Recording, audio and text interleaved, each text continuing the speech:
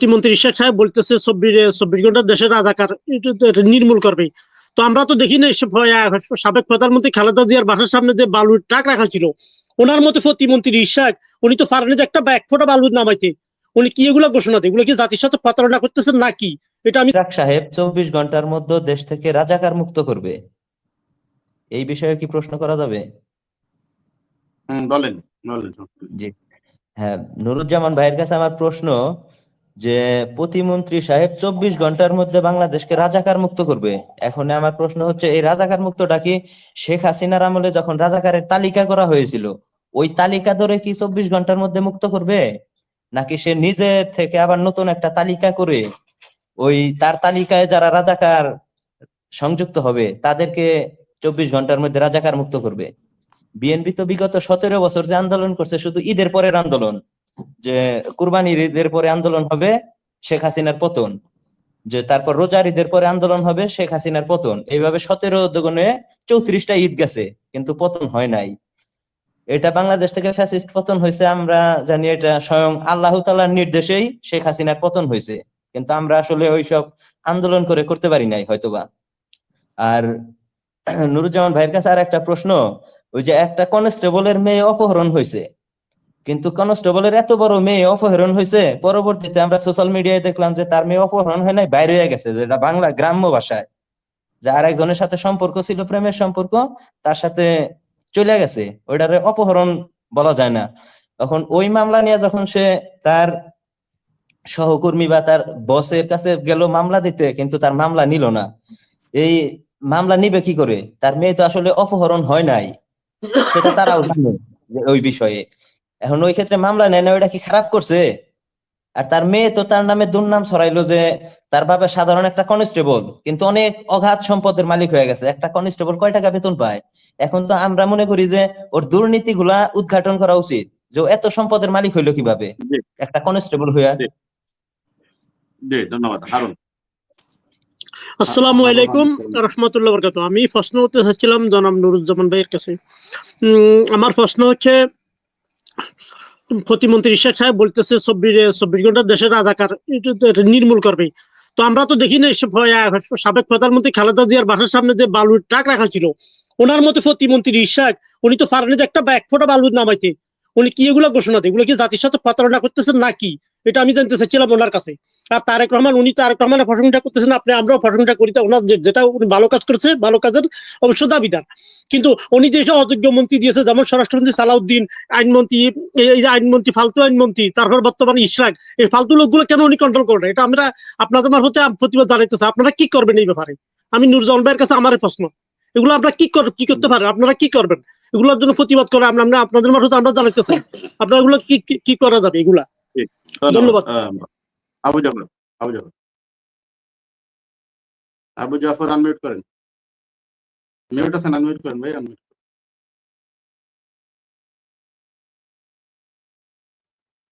জি বলেন। হ্যাঁ এখন বলেন। আসসালামু আলাইকুম। মনির ভাইকে ধন্যবাদ, অতিথি যারা আছে সকলকে শুভেচ্ছা।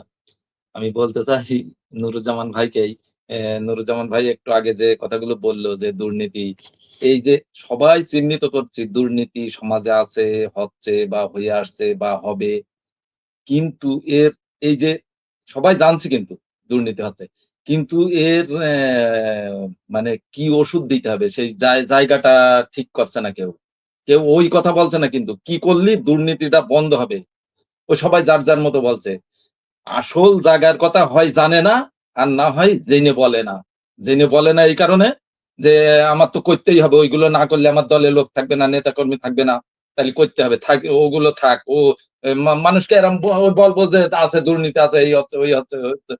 কিন্তু আমি যে কথাটা বলতে চাই, এই কথাগুলো যদি সরকার নেয়, দুর্নীতির যে মূল যদি উৎপাটন করতে হয়, কমাতে হয়, 100%-এ 10%-এ নিয়ে আসতে হয়, তাহলে সর্বপ্রথম প্রাথমিক শিক্ষাকে ঢেলে সাজাতে হবে। একটা ছোট বয়সে ওর নীতি নৈতিকতায়, ধর্মীয় অনুশাসন ওখান থেকে দিতে হবে, তারপরে না দুর্নীতি বন্ধ হবে। এটা ওই আজকে করলাম ম্যাজিক নাই, কালকেই হয়ে যাবে না।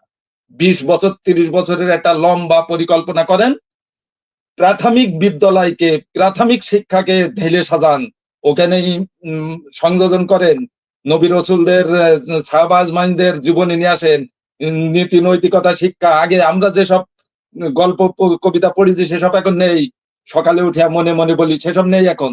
হ্যাঁ, এইটা যদি করতে পারেন আজ থেকে 20 বছর 25 বছর পর আমি গ্যারান্টি দিয়ে বলতে পারি দুর্নীতি 100 থেকে 10-এ আসবে। আর তাছাড়া আর একটা কথা বলি মনির ভাই, 1 মিনিট। প্রাথমিক বিদ্যালয় শিক্ষক 2বার 3বারে এসএসসি পাস করা হেডমাস্টার আছে এখনো, এবং ওর বাপ মাও জানে যে ও আমার ছেলে চৌকিদার হতে পারতো না। ও স্কুল করেছে কিভাবে, ও হেডমাস্টার হয়েছে কিভাবে? বাপ 10 কাঠা জমি দিয়েছে, 2-4 জন গ্রামের এক জায়গায় হয়ে একটা স্কুল খাড়া করেছে, 2 টিম নিয়েছে। ওই দুর্নীতি কোনো মন্ত্রী এমপি দিয়ে রেজিস্টার্ড করছে, পরবর্তীতে সরকারি হয়ে গেছে, ও এখন হেডমাস্টার। জি, আচ্ছা, ডিসকানেক্ট হয়ে গেল। জাহিদ সাহেব বলুন। আসসালামু আলাইকুম রহমতুল্লাহ। মনির ভাই, আপনাকে ধন্যবাদ। আমি নুরুজ্জামান ভাইকে 2-3টা প্রশ্ন করব। প্রথম প্রশ্ন হলো, যেমন ধরেন যে সরকারের ক্ষমতা আইয়ে ব্যাট বাড়ায়, এটা বাড়ায়, ওইটা বাড়ায়, সবকিছু বাড়ায় যায় জনগণের গার উপরে। এখন দেখা গেছে বাংলাদেশের 20 কোটি লোকের মধ্যে আপনার 15 কোটি লোক হইল বেকার, কর্মসংস্থান নাই। তো এখন যে সরকার আইয়ে, হাসিনার আমলে তো কথাই বলা যাইতো না, এখন তো কথা বলতে পারে মানুষ, এই কারণে প্রতিবাদ করতে পারে। তো এখন দেখা গেল কি, আপনার বিদ্যুৎ, যে আমরা যে বিদ্যুৎ জ্বালাই, এখন দেখা গেছে আপনার 75 ইউনিট পর্যন্ত হইলো একটা রেট, 75-এর পরে গেলে হইলো 76 থেকে হইলো আরেকটা রেট। এখন এই সরকার যে পরিকল্পনা করছে, দেখা গেছে 76 পয়েন্ট যদি বিদ্যুৎ ইউনিট ব্যবহার করে, তাহলে 1 থেকে ওই যোগ হবে, মানে এই উপরের স্তরেরটার সাথে। তো এখন দেখা গেছে আমরা তো এই দেশের মানুষ এখনো গরিব, দেখা গেছে মানুষের অসহায়, মানুষ যে লাইনে এখনো মানুষ চলাফেরা করে, মানুষ কেনাকাটা করে, মানুষের কাছে পয়সা নাই, মানুষ খুব বেকায়দার মধ্যে আছে। তো দেখা গেছে সরকারের মনে চাইলে পুট করে সব সিদ্ধান্ত এভাবে নিয়ে নেবে, সাধারণ জনগণের দিকে চিন্তা না করে। এটা কি কতটুকু ঠিক ভাই? আর দ্বিতীয় কথা হলো, আরেকটা প্রশ্ন, আমি আসলে একটা হাই স্কুলে 8 বছর ম্যানেজিং কমিটির সদস্য ছিলাম। আমি এটা নিয়ে টিউনের সাথেও কথা বলছি, আমি টিপিউর সাথেও কথা বলছিলাম। তো ওনারা বলছে এই কথাটা যে আমার কাছে তো এটার কিছু নাই। বিষয়টা হইলো, যারা উপবৃত্তি পায় দেখা গেছে তাদের বেতন মাপ, যারা উপবৃত্তি পায় না তাদেরকে বেতন দিতে হয়। এখন এটা কি উল্টো হয়ে গেল না? আপনার যে ছেলেটা বা মেয়েটা উপবৃত্তি পায়, ওই মেয়েটার বেতন মাপ, আর যে ছেলেটা উপবৃত্তি পায় না তাকে বেতন দিতে হবে। এখন এটা হইলো কোন ধরনের কালচার? এখন দেখা গেছে বিরোধী দল আন্দোলন করতেছে, গত কয়েকদিন আগে আপনার বিদ্যুতের দাম বাড়াইল। আমি একটু প্রশ্ন করি আপনাকে, উপবৃত্তি পাওয়ার ক্রাইটেরিয়াটা কি?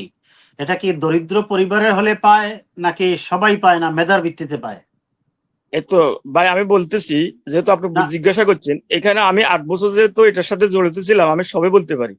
এখানে সরকার নিয়ম করছে যারা মেধা তালিকা অথবা যারা দরিদ্র তাদের জন্য, কিন্তু আমাদের সমাজে কালচার হইলো কি, যারা বিত্তবান, প্রভাব আছে, যাদের প্রভাব আছে, যাদের এই স্কুলের সাথে বা যাদের হেডমাস্টার থেকে বা সমাজের মধ্যে যারা বিত্তবান, তাদেরকেই বেশি প্রাধান্য দেওয়া হয়। হ্যাঁ, তো এখন দেখা গেছে কি, আমরা যারা অসহায়, যারা গ্রামগঞ্জে বসবাস করে, যাদের চাকরি বাকরি নেই, যারা দিনমজুর, তাইলে ধরেন আপনার এইভাবে যে সরকার চিন্তা না করে জনগণের উপরে যে সরকার আসে ব্যাটগুলা চাপাই দেয় বা এই সবগুলা বাড়াইতে থাকে। এখন তারেক রহমান সরকার ক্ষমতা আসছে, উনি অত্যন্ত ভালো কাজগুলো করতেছে, আপনারাও সব প্রশংসা করছেন, আমরাও প্রশংসা করি ওনার। কিন্তু পাশে যারা আছে তারা তো মনে হয় এই তারেক রহমানকে নিয়ে, বিএমপি কে নিয়ে, খালেদা জিয়াকে নিয়ে, জিয়া রহমানকে নিয়ে তারা মোটেই চিন্তা করে না, এই দলটা নিয়ে তারা মোটেই চিন্তা করে না। এখন বিষয়টা হলো, এটার থেকে আমরা কিভাবে অব্যাহতি পাই? একটা কথা বলি ভাই, এটা আপনি অলরেডি বলছেন, আমার কথা শেষ। আমরা টাকা দিয়ে মিটার কিনছি, আমাদের টাকা দিয়ে আমরা মিটার কিনছি, আমাদের টাকার মিটার থেকে তারা ব্যাট নেয়, তারা একটা মিটার কস্ট নেয়। তাইলে এটা কি হলো? এটা আমরা কোন দেশে বসবাস করি? এখন আগের সরকারে যেগুলা করে গেছে, এখন ধারাবাহিকভাবে এই সরকার এগুলারে আরো বাড়াইতেছে। তো এখন এই নিয়ে আমরা কার কাছে বিচার দেবো? আমরা কার লগে কথা বলবো? আমরা তো বেকার। আমরা মাসের যে টাকাগুলো দিতে হয়, আমরা এটা কোত্থেকে দেব? সরকার বিভিন্ন লাইনের প্রজেক্ট করতেছে, বিভিন্ন লাইনের আপনার তেস্তা ব্রিজ ওইটা এটা করতেছে। এখন দেখা গেছে টাকাটা কাজ কোত্থেকে আসবে? আমার এই প্রশ্নগুলো ভাই, আমার এই প্রশ্নগুলো, টাকাটা কোত্থেকে আসবে? জনগণের গাড়ের উপরের থেকে? ধন্যবাদ।